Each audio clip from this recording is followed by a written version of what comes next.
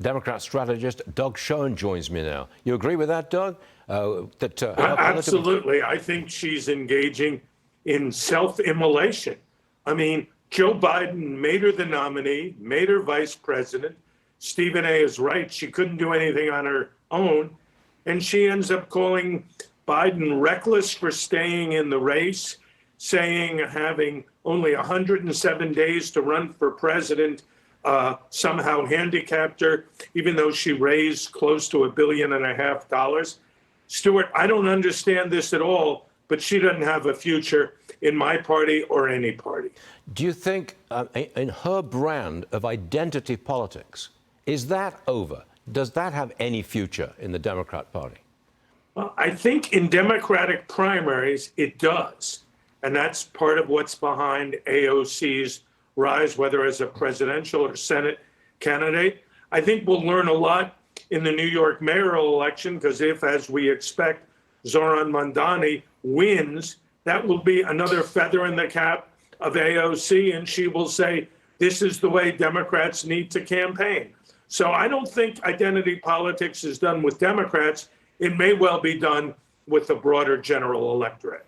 Two questions. First, do you think AOC has a chance of winning a Senate race in New York State?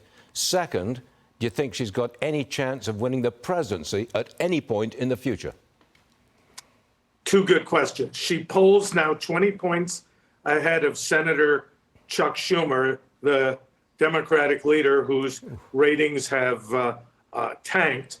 So I think she could win a Senate seat and maybe win it easily.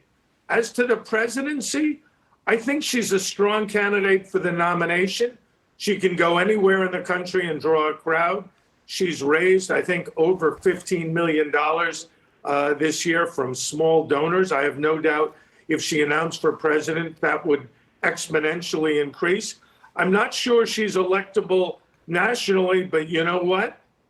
This is a woman whose appeal has yet to be fully realized.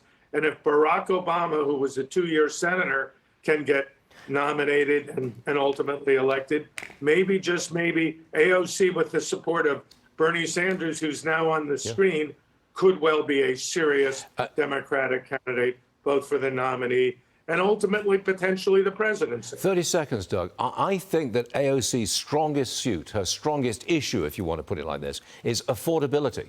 I think that strikes a note all across America. What do you say to that? I say that's exactly right. We really are two Americas. You have an upper middle class that is doing very well, and the broad mass of Americans, 65, 70% or more, are living paycheck to paycheck. And as, again, we've seen in New York with Mamdani, the broad appeal, particularly to younger people, of the affordability message resonates loudly. Got it. Doug Schoen, always good. Thanks for joining us, Doug. We'll see you again soon. Thank you so much. Yes, sir.